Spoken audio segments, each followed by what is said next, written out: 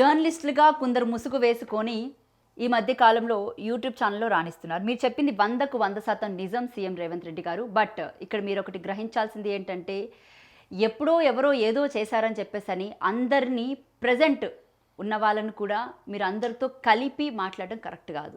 Satellite వాళ్ళని, YouTube వాళ్ళని వేరు చేయాలి అన్న అంశం ఏదైతే ఉందో, first of all Congress party అధికారంలోకి వచ్చిందంటే దానికి ప్రధాన కారణం మీరు సోషల్ మీడియాని అడ్డు పెట్టుకొని, అవే యూట్యూబ్ ఛానల్స్ని అడ్డం పెట్టుకొని మీరు అధికారంలోకి వచ్చారు. మీరు ఇవన్నీ మర్చిపోయారని అనుకుంటున్నాను. ఈరోజు కాంగ్రెస్ పార్టీ అధికారంలోకి వచ్చి గ్రామ స్థాయిలో నుంచి ఈరోజు అర్బన్ రూరల్లో కూడా ఇంత పెద్ద ఎత్తున ప్రచారం చేసుకోగలిగింది దేనివల్ల?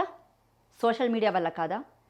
మీరు పెయిడ్ బ్యాచ్ని ఎంతమందిని పెట్టుకొని, ఎంతమందితో మీరు వార్తలు ప్రచురించి, లేకపోతే వాళ్ళ దగ్గరికి వెళ్ళి ఈ విధమైన వార్తలను మీరు జనాల్లోకి లేనివి ఉన్నట్టు, ఉన్నవి లేనట్టు అంటగట్టుకొని మీరు మౌత్ టాక్, మౌత్ పబ్లిసిటీ ఎంత పెద్ద ఎత్తున చేశారో ఎవరికి తెలీదా? ఈరోజు మీరు అధికారంలోకి వచ్చారంటే అదే సోషల్ మీడియా వల్ల. కాకపోతే ఎస్, మీరు చెప్పింది 100కు 100% నిజం.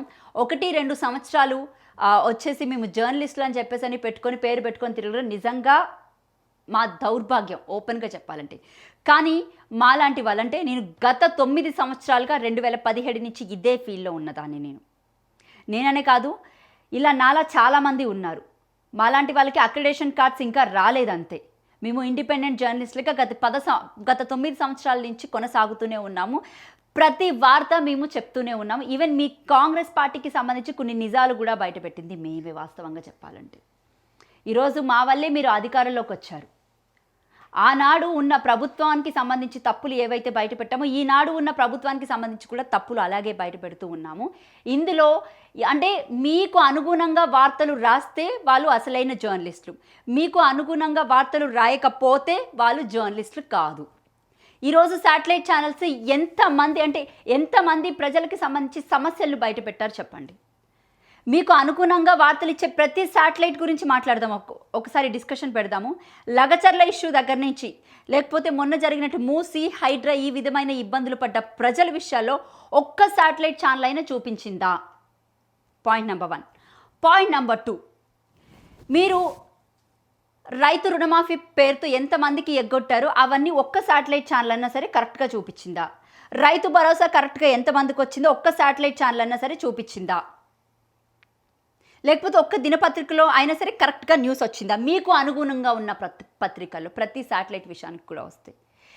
ప్రభుత్వానికి సంబంధించి తప్పిదాలను ఇప్పటి వరకు ఏ శాటిలైట్ కానీ ఏ యూట్యూబ్ కానీ మీకు సంబంధించి కరెక్ట్గా చూపించింది?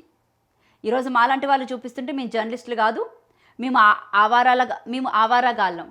అవును, బేసిక్గా మీరే బూతులు మాట్లాడినప్పుడు మేము అసలు ఇప్పటి వరకు మా నోట్లో నుంచి ఒక్క బూతు కూడా రాలేదు. ప్రజలు మాట్లాడిందే మేము చూపించాం తప్ప ఇప్పటి వరకు మాకున్న సంస్కారం, మాకు తెలిసి మా సంస్కారం మేము ఎప్పుడు కూడా హద్దులు దాటాం. ఎందుకంటే సీఎంగా మీరున్నారు, ఈ రోజు వరకు కూడా మీకు రెస్పెక్ట్ ఇస్తూనే వచ్చాం.